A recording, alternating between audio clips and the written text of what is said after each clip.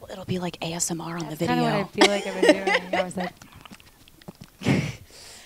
Well, Jax, I'm very curious to ask you about goats.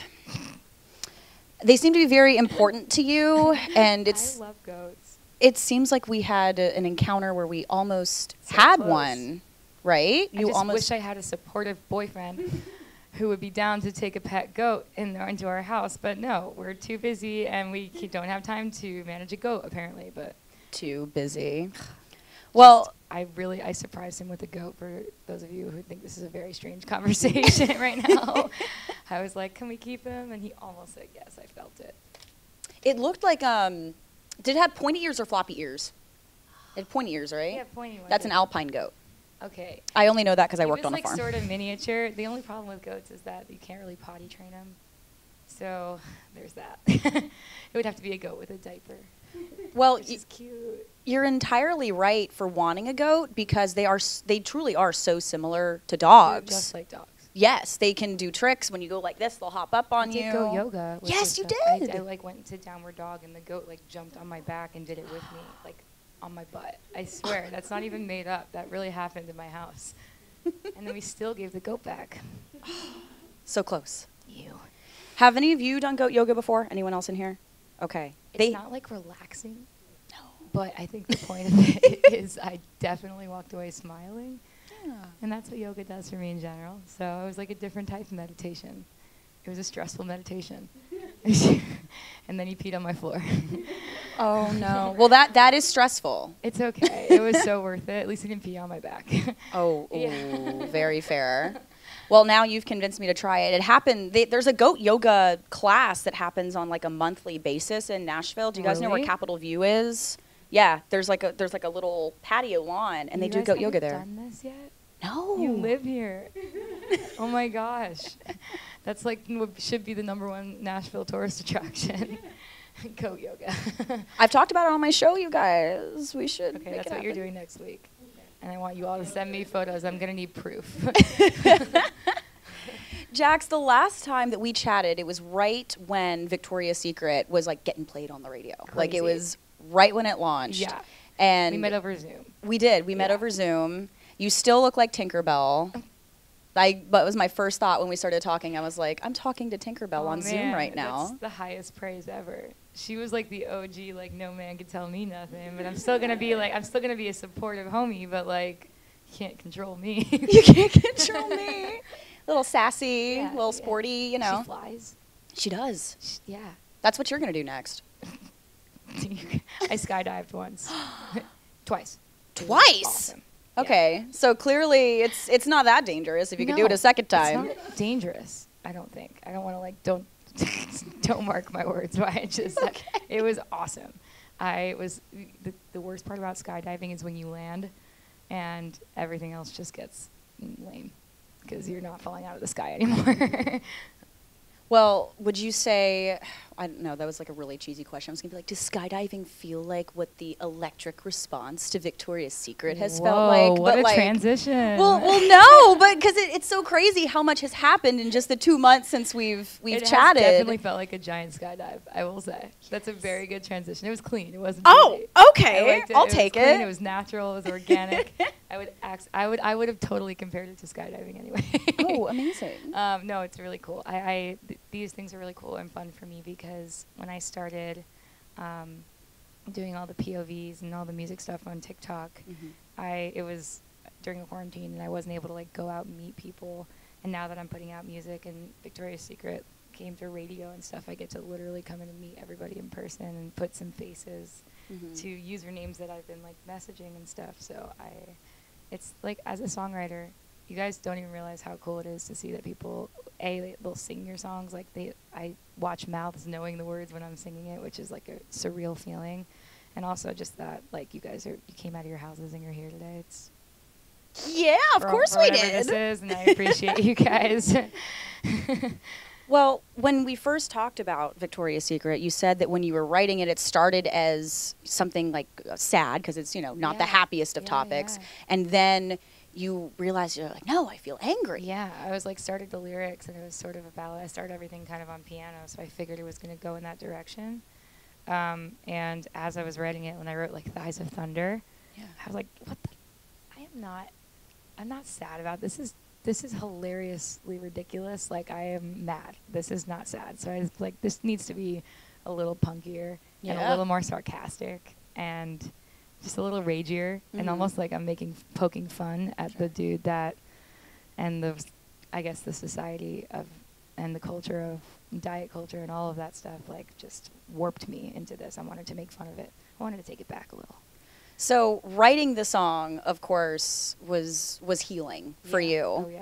And then releasing the song is a whole different part of that healing process. And when we talked, you said that just a couple days before our conversation that you had looked in the mirror and for the first time that you felt neutral, like you just like accepted what you saw. And that warmed my heart so much to hear. The neutrality is like the best thing. I like have the furthest I've come in a long time. So yeah, I would never even eat a donut, I think, today, just casually. It's like, I feel like, you know how when you go through something, you check into a facility and they give you a sponsor. I compare it to that a lot, where it's like, I feel like for me it was healing to write as an older sister figure to like the kid I babysit and young girls on TikTok and stuff like that. I was like, okay, I can talk out loud about this, so I feel a little more powerful right now in that I have experienced it, even though it wasn't a great experience. I could make sure that someone else doesn't go through it, and maybe serve as an older sister sponsor to somebody that's starting to spiral out a little bit. But also, like, for us and people that we're similar ages, I feel like I'm in group therapy now, and that we're all kind of like in solidarity with it. I mean, I can't speak on behalf of you guys, but what I'm getting online all day is like the coolest thing in the world. Not cool, but cool in a way where I get to, like, we got trauma buddies. Woohoo! So now that the song has circulated, you've heard all of the other stories that your listeners and fans have connected with the song. Where are you at now in sort of like your healing process? Because it's always an ongoing thing. I feel great. I think with everything, anything cognitive, like, it's always a day at a time, and some days suck, and some days rock, and some days are somewhere in between. And that's a thing there's like a stigma around like eating disorders, I think, when it's like a girl with an eating disorder or a person with an eating disorder is supposed to look a certain way. Oh, like, you don't have an eating disorder because you don't look like this, or you haven't been through it because you don't look like this, you know? It's really just a thing that is a forever journey, and as long as you can keep talking kindly to yourself in the mirror, and I'm saying that as if I'm preaching because I'm just really bad at it, but I'm trying because I have a good therapist, but I think as long as you treat yourself well, like, and talk to yourself as if you were your younger self, like, I would never talk to 10-year-old Jax the way I talk to myself now, put it that way. You know what I mean? That would be so mean to talk to a 10-year-old that way. And that's the way I have to keep thinking. But it's a journey, and I feel like this is the best I've ever been. So I'm in an awesome place. Thanks to everybody here. So, it's really cool. Thank you I was nervous about it because when you put a song out about bodies, you're automatically opening the door for people to start looking at your body. And I like my body, like, that's my biggest fear. I can take a lot of hate, and it can go like that. But when it comes to my physical appearance, I get really, really start to go down a dark path. So it was not the response I expected in a good way. So I'm really happy. The best surprise. Now, we need to know, have you been billed for the scale that you showed who was boss the other day? It was the first thing I asked this morning to my manager, and then so far I haven't. They've billed everybody, and they haven't addressed my bill yet. So it's not like they haven't, like... Yeah. It's not like they didn't charge me. They didn't charge me anything yet, so it's obviously a conversation. They charged everyone right when they walked out of the door of the hotel, except for my room. And that one was such a, I don't know if you saw that post. I posted that I kind of vandalized the scale in a hotel. And it's like, it's interesting. It was a weird little internet experiment there because if you don't really spell it out specifically right away off the bat, people are so, the attention spans these days are just like, go, swipe. And they see what they want to see. And people just took it like I just hate scales. And I was like, I think numbers! Scales are like an awesome invention. They're awesome for you know, to weigh your bags, people that have medical issues, people that just want to look at their weight, people that, I don't know, like that are bodybuilders or into fitness, whatever. And I was like, the point is the scale said thinner. The name of the scale said, like, it said thinner on it. Like, can you imagine a little girl going in there, or a girl that started going through it, look down to weigh herself, and it just says thinner. I was like, no, this is so bad. I cannot believe this is in a big corporate hotel environment, but I don't mind. I have no regrets. People were like, you can't vandalize. I'm like, I didn't have anything to set it on fire, so what else was I supposed to do? Like, I only had a Sharpie on me. I would have thrown it out the window, but, like, littering is so bad, though. Like, I'm sure that the cost of one hotel lobby muffin would cover the cost of that scale. You know, 100%. Like the $18 muffin or whatever. Absolutely. I'm, like, wondering what the value of that scale was. So, like, come on. Jax, I want to know about new music that you may or may not have coming out soon. Tell us. I have so much music because I'm very impulsive, and every time I have a feeling, I write about it. So I have way too much music for an album per se, so I'm kind of narrowing things down. I have one that I really love about all the Disney princesses going crazy. And they just snap one day and, like, burn the whole castle down and shave their heads and stuff like that. Okay. And that's called Cinderella Snapped. And I have a couple more that I'm really super excited about. They're all really kind of pop punky. They feel like the kind of music that I listened to in the early 2000s on Warped Tour, mixed with, like, what I like to listen to now. So I don't know. I'm really excited. There's lots of puns, lots of dad jokes mixed in with lyrics. And Rosie will love that. Yeah. I'm so happy you mentioned Disney because you are big pals with Jesse McCartney. Oh, man, I am, actually. And weird to say. Right? Yeah, it still feels weird. Like, I'll answer, like, a FaceTime and be like, you gotta hey. me. Is there a Jesse McCartney and Jax collab on the horizon one day on an album? They're not yet, but now that I think about it, they definitely should be doing that because I think you would be down. Where's the camp, Jesse? Jesse, we're holding you to it. I'm waiting for you. Me and your beautiful soul. Colliding on a song. Because you've done it on TikTok, obviously. Like, you've sung together, but, like, an original Jesse Jax. That'd be sick. The double J. That'd Perfect. be so sick. What is he like? I'm dying to know for my own selfish reasons. What is Jesse McCartney He's like? wonderful. He's wonderful. He's so normal and so kind and friendly. And we actually did a show together, and he snuck away and picked up the bill, and I still owe him for that bar tab that we all were on. So, yeah. That is so sweet. He's the best. He's a really good guy. Everyone I've met so far has been, like, lovely. I would say, actually, there was one person I met that wasn't, but I'll never say it. Is it someone... I never posted it, so you wouldn't know.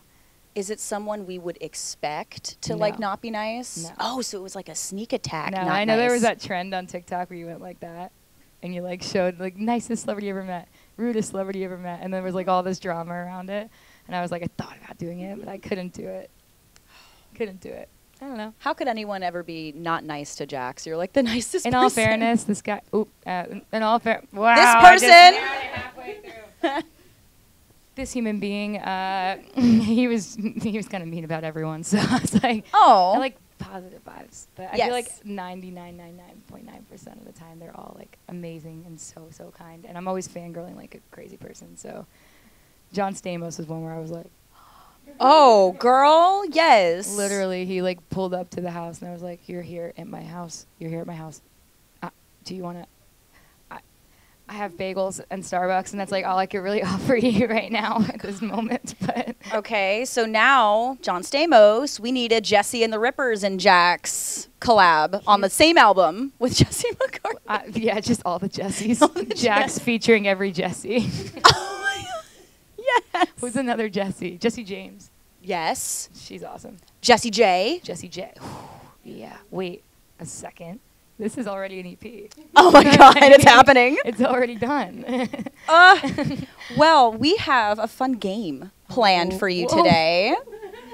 Yes. Did you do this? We did do this. We worked on it together. The Beatles we have over here. You guys, I'm scared. And this so- is terrifying in a good way. Yes, it is absolutely terrifyingly thrilling. So we have 3 categories, obviously, all play on words with your incredible music. And so first column is like a secret that you can choose to tell us if you want. Wait, can I do this right now? Is this not when you want to? No, okay. you can absolutely go. Yes, like, please. Now I have to there's all these blank things I want to. Okay, next one. Then to all the the different categories of people, like what would you say to this about this, right? Wow, yeah. And then 90s kids, just questions about the best decade. So, I'm kind of a fraud about the 90s, I feel like, because I was born in 96. Yep. So I experienced my 97. first 4 years I was in the 90s, and then the rest was early 2000s. I feel like those in the middle kids got a little bit of both, right? Best of both worlds, as the great Hannah Montana would say. Yeah. Early 2000s-ish, right? Yes. I don't know. Nobody's perfect. All right, so you decide. Yeah, you can go in any order. You can mix them up, whatever you want. You can rip them down and flip it around. I'm going to start with the 90s one. Okay. Whoa. You're strong. Okay. What's one 90s trend that you think is best left in the 90s? So that doesn't have to be clothing. That can be anything that people would do. Really good question. A 90s trend when everybody had cornrows, everybody. I even had them, and it was ridiculous. Why was I think that was a real phase. I'm gonna say when every single human being had cornrows for some reason. I like to leave that in the 90s. Okay. Or even what is the other thing? You went on vacation and you got the the braids at the Bahamas. I even had the Conair. You do have that Conair thing that did it.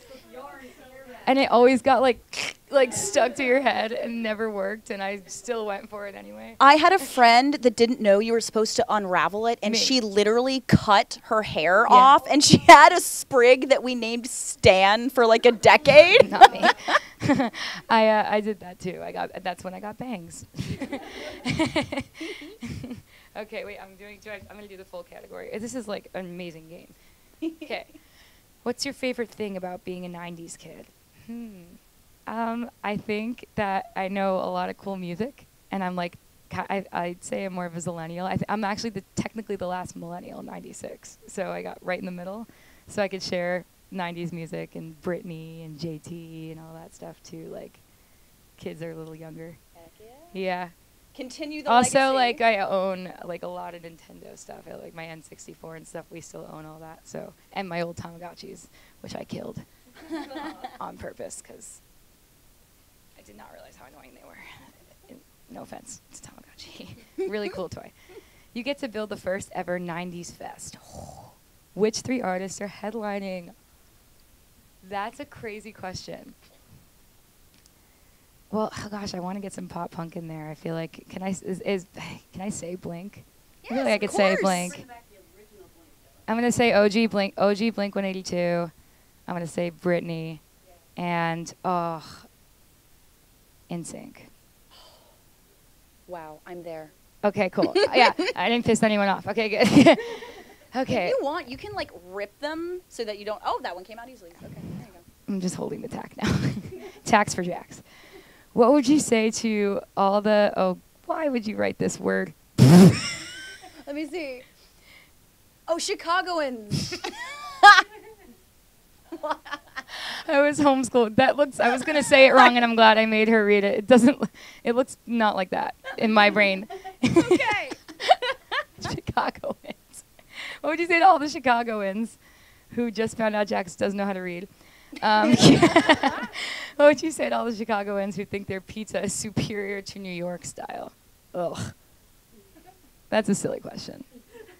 I'm not even going to acknowledge that question because I'm going to pretend that I never even... No, I would say deep dish is a whole different thing than a slice of pizza in New York. I respect the Chicago deep dish. Right? Yeah. Okay. Respect. That's as far as I'll go. Okay. No controversy on pizza here. No, but you know what? Someone will find something. They'll be like, what do you know? You can't even read Chicagoans. What would you say to all the blank celebrity crushes who didn't know you existed? They probably still don't know I exist, but I would say do you want to come over and write a TikTok song with me? And I have pizza and bagels waiting for you here, and I love you so much, John Stamos. Like, okay. It would work. What advice would you give to all the young aspiring artists in Nashville? Ooh, I love this question. I have a long one for this. So I would say that, so I was a writer for a really long time, not just for my music, but for other artists. I spent a lot of time out here as well. Different writing scene than LA, different than New York. A lot of community out here, which is really cool. I think one of the things I regret the most as a writer is really, really paying a lot of attention and putting too much emphasis on the whispers in my ear in the industry telling me I needed to sound like another artist or needed to write the way another artist writes. And every time I'd write the way I authentically would, which is, as you guys know, is like pretty cheesy, a lot of puzzle piece type of puns, and I love words a lot, and it's thought out. And I was always told to stop thinking so hard, like just kind of repeat, like dumb it down, or stop letting things be so written is something I got a lot, which never made sense to me because I'm like, what? I'm a writer. I would say the second I stopped doing that and just had no choice but to put my sweatpants on in a quarantine and just post what I wanted to post and what I liked is when things started working for me. I spent too much time trying to be something I wasn't. So if you're an artist out here and you're just getting started, please, please, please hold on to you as hard as you possibly can because you're the only one out there and people are going to care, I promise. So, and even if they don't, you care. So that's that. And now this is the one I was regretting. I was like holding off and procrastinating. Just gonna, okay. What's the most embarrassing thing you've done or has happened that you didn't tell anyone about at the time? My boyfriend's looking at me. Oh God. Trying to think. Didn't tell anyone about at the time. I don't know how embarrassing this is, but I did something really evil as a kid. My mom would brush my hair in the morning, and I don't know if you guys got the same kind of rage that I got when your mom hit the knots and stuff. Like I was just like an emotional kid, and I was just, one day she didn't care. She was like, we have to rush. She wasn't like gonna go through every knot. She was just brushing, right? And I was so pissed off. I remember I may have been 5 or 6, and she was done, and I was fuming, completely red, hysterical. She left the room, and the sink was running, and I just pulled it up and let the sink overflow. And I was like, it's fine, like, I'll handle it. Maybe I'll get, like, the floor a little wet, and it'll piss her off. And I walked away and forgot about it. Literally. We all went to school. Got on the bus. Parents went to work. Came home. Entire house flooded. And my mom got blamed for it for, like, I think 10 years. I think I never said it. Why would I say anything? They were like, and my mom was like, I must have messed up. Like so we had to do all the flood damage, like the towels on the floor, my dad screaming, my brother all grabbing clothes out of things to like soak it up. And yeah, so sorry, Mom. I know she knows now. I told her later on it was not a fun conversation to have. And that I could not have anticipated a better answer for that. It wasn't That's as hilarious. embarrassing, but as it was evil, and it was such a mean thing to do as a kid. This is not do not try that at home. Okay.